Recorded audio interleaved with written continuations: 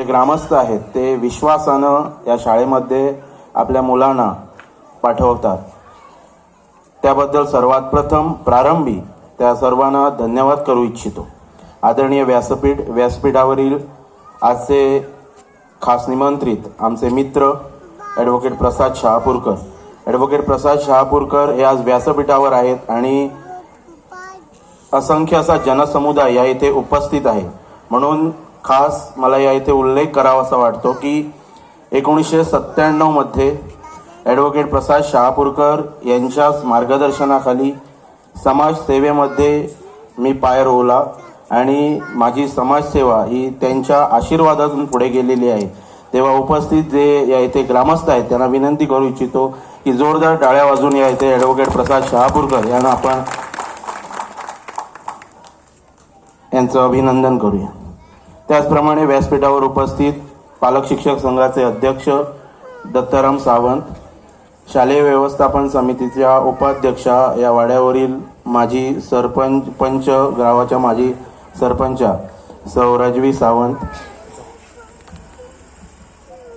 पालक शिक्षक संघटनेचे उपाध्यक्ष विठ्ठल गवस, सभासद अभिमन्यू गवस, आपल्या वाड्यावरील माजी सरपंच नामदेव उर्फ रघुवीर सावंत, त्याचप्रमाणे CRPच्या शिक्षिका सौ पालियेकर, आपल्या शाळेचे मुख्याध्यापक कांबळी गुरुजी आणि त्यांच्या सौभाग्यवती, आणि त्याचप्रमाणे या इथे खास उल्लेख करावासा वाटतो त्या म्हणजे आपल्या शाळेच्या शिक्षिका माधवी गवंडी मॅडम टीचर। आज या शाळेमध्ये मुलांमध्ये नवचैतन्य निर्माण करण्याचं पवित्र विद्यादानाचं कार्य कांबळी सरांसोबत माधवी गवंडी मॅडम या इथे करत आहेत। त्यांच्यासाठी एक वार आपण जोरदार टाळ्या इथे केल्याच पाहिजे। आणि खऱ्या अर्थानं मुलामध्ये जे सुप्त गुण असतात त्यांना वाव देण्याचं प्रामाणिक कार्य मी गेले वर्षभर इथं पाहत आहे, त्या म्हणजे Parsekar teacher, Anali Naik teacher. So खरोखरच या संपूर्ण स्नेहसंमेलनाची जबाबदारी तिनं स्वतःच्या खांद्यावर घेऊन आज सुंदर असं स्नेहसंमेलन या इथे घडवून आणलेलं आहे। आणि या इथे उपस्थित आपले पत्रकार बंधू निवृत्ती शिरोडकर, महादेव गवंडी, वाड्यावरील सर्व ग्रामस्थ, या स्नेहसंमेलनासाठी ज्यांनी मदत केली ते सर्व या इथे उपस्थित नागरिक, stage artist, back stage artist आणि सर्व पालक वर्ग, शालेय व्यवस्थापन समितीचे सभासद, पालक शिक्षक संघटनेचे सर्व सभासद, तिन्ही वाड्यावरील सर्व ग्रामस्थ मंडळी, आपण सर्वांना नमस्कार करतो। जास्त तुमचा वेळ घेणार नाही, फक्त ज्या गोष्टी अत्यंत मोलाच्या असतात तेवढंच फक्त तुम्हाला सांगू इच्छितो। आपण सर्वांना माहीत असेल की शिक्षणाला श्रमाकडे, बुद्धीला मनाकडे आणि हृदयाला भावनेकडे वळविणं म्हणजे शिक्षण। आजच्या या स्पर्धात्मक युगामध्ये, आधुनिक युगामध्ये knowledge of education is essential in our day to day life. कारण मी प्रत्येक व्यासपीठावरती शिक्षण क्षेत्रामध्ये जे विविध प्रकारचे कार्यक्रम आयोजित करतात तिथं मी खास करून या गोष्टीचा उल्लेख करतो, कारण शिक्षणामुळे माणसामध्ये एक प्रकारची सर्जनशीलता येतो। आपण कुठेतरी वाचलेलं असेल की सर्जनशील लेखक पुष्कळ प्रकारचे असतात, परंतु त्या लेखकामध्ये सर्जनशीलता असली पाहिजे आणि ती सर्जनशीलता शिक्षणामुळे येते। शिक्षणामुळे माणसामध्ये सर्जनशीलता येते, सर्जनशीलतेमुळे माणसाचे विचार प्रगल्भ होतात। प्रगल्भ विचार म्हणजे काय? नॅरो माइंडेड मेंटॅलिटी आणि ब्रॉड माइंडेड मेंटॅलिटी, हे संकुचित वृत्ती आणि ब्रॉड माइंडेड मेंटॅलिटी ज्याला आपण प्रगल्भता म्हणतो। सर्जनशीलतेमुळे माणसाचे विचार प्रगल्भ होतात, प्रगल्भ विचारातून माणसाचं ज्ञान वाढतं आणि ज्ञानामुळे माणूस महान बनतो। एवढंच पुन्हा तुम्हा सर्वांना रिपीट करतो, कारण या गोष्टीकडे आपण प्रखरतेनं लक्ष दिला पाहिजे की शिक्षणामुळे माणसामध्ये सर्जनशीलता येते, सर्जनशीलतेमुळे माणसाचे विचार प्रगल्भ होतात, प्रगल्भ विचारातून माणसाचं ज्ञान वाढतं आणि ज्ञानामुळे माणूस महान बनतो। आपण सर्वांनी आपल्या मुलावरती चांगल्या प्रकारचे संस्कार करावेत आणि त्याचप्रमाणे जे शाळेत शिक्षक कार्यरत आहेत ते अत्यंत चांगल्या प्रकारे आपल्या मुलावरती चांगल्या प्रकारचे संस्कार घडविण्याचं पवित्र कार्य या आपल्या शाळेमध्ये करत आहेत। आता एक दोन गोष्टींचा या इथे मी जाहीर तुम्हा सर्वांच्या ग्रामस्थांच्या माहिती खातर सांगू इच्छितो की सन 2022 मध्ये गोवा सरकारच्या वतीनं मला उत्कृष्ट सामाजिक गौरव पुरस्कार माननीय मुख्यमंत्री डॉक्टर प्रमोदजी सावंत यांच्या शुभ हस्ते 19 डिसेंबर 2022 या दिवशी देण्यात आलेला होता आणि त्या सत्काराची रक्कम जी होती ती रोख रुपये 25,000 होती. यंदा 19 डिसेंबरच्या ध्वजारोहण करतेवेळी ग्रामदैवत भगवती सप्तेश्वर देवदेवतांच्या प्रांगणामध्ये मी जाहीरपणे आवाहन केलेलं आहे की अनाउन्समेंट केलेली आहे की जी रोख रक्कम मला 25,000 भेटलेली ती रोख रक्कम मी यंदा आपल्या गावामध्ये 3 विद्यालय आहेत, मांजरे हायस्कूल, खलब हायस्कूल आणि रोजरी हायस्कूल. या विद्यालयातून जो विद्यार्थी प्रथम येईल, जो विद्यार्थी पहिला येईल त्या विद्यार्थ्यास ती रोख रक्कम मी 25,000 रुपये देणार आहे. माझी इच्छा आहे की आपल्या वाड्यावरील या तिन्ही वाड्यावरील जर कोण विद्यार्थी 10वीत असेल तर त्याने प्रथम येण्यासाठी प्रयत्न करावा आणि ती रक्कम त्याने माझ्याकडून स्वीकारावी, कारण जाहीर सोहळ्यामध्ये मी ती प्रदान करणार आहे आणि मला अत्यंत आनंद होणार आहे की तो विद्यार्थी जर या 3 वाड्यामधून जर कोणी असेल तर. त्याचप्रमाणे हा जो संपूर्ण जो परिसर आहे, हा परिसर मी जेव्हा गेल्या वर्षी शालेय स्नेहसंमेलनाच्या कार्यक्रमामध्ये व्यासपीठाच्या माध्यमातून मी जाहीर तुम्हा सर्वांना सांगितलं होतं की पुढचं जे स्नेहसंमेलन असेल आपल्या सरकारी प्राथमिक विद्यालयाचं, ते स्नेहसंमेलन आपल्या शाळेच्या आवारात होईल.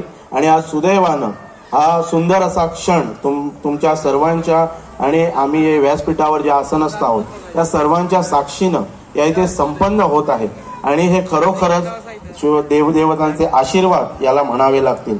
आणि या शुभ अशा प्रसंगी कांबळी सरांनी खरोखरच गेली 18 वर्ष आपल्या वाड्यावर या शाळेमध्ये अत्यंत उदार भावनेने, निर्मळ भावनेने आणि अगदी स्वच्छ मनाने त्यांनी या इथे विद्यादानाचं पवित्र कार्य केलेलं आहे. आपल्या वाड्यावरील मुलावरती चांगल्या प्रकारचे संस्कार त्यांनी केलेले आहे. त्यांचं कार्य खरोखरच महान आहे. परंतु हा जो त्यांचा यथोचित या इथे आम्ही शालेय व्यवस्थापन समिती, पालक शिक्षक संघ, शिक्षक वर्ग आणि विद्यार्थ्यांच्या वतीनं या इथे छोटासा हा सन्मान सोहळा, सत्कार सोहळा त्यांच्या सौभाग्यवती यांच्या उपस्थितीत घडवून आणलेला आहे. आपणा सर्वांच्या उपस्थितीत याच व्यासपीठावरती 19 फेब्रुवारी या दिवशी शिवजयंतीचा कार्यक्रम संपन्न होणार आहे आणि त्या कार्यक्रमाच्या शुभ दिनी संपूर्ण वाड्याच्या वतीनं, या तिन्ही वाड्यांच्या वतीनं जाहीर सत्कार या इथे कांबळी सरांचा आम्ही घडवून आणणार आहोत. हे तुम्हाला मी या इथे सांगू इच्छितो. एक वार कांबळी सरांसाठी जोरदार आपण सर्वांनी टाळ्या वाजूया. गेली 2 वर्ष जी मुलं आपल्या माझ्या वाड्यावरती जी 10वी मध्ये, 12वी मध्ये, 15वी मध्ये पास होतात, उत्तीर्ण होतात, त्यांच्यासाठी आपणा सर्वांना माहीतच असेल की मी यथोचितपणे त्या मुलांचा आम्ही गौरव करत आलेलो आहोत, याही पुढे आम्ही करणार आहोत. आणि या सुंदर असा हा जो परिसर आज आपल्याला दिसत आहे तो खरोखरच तुम्हा सर्वांचं सौभाग्य मी म्हणेन, कारण मला ही संधी तुम्ही सर्वांनी प्राप्त करून दिली. अगदी भरघोस मताने मला या वाड्यावरून तुम्ही विजयी केलं आणि त्यामुळेच हे सर्व साध्य झालेलं आहे.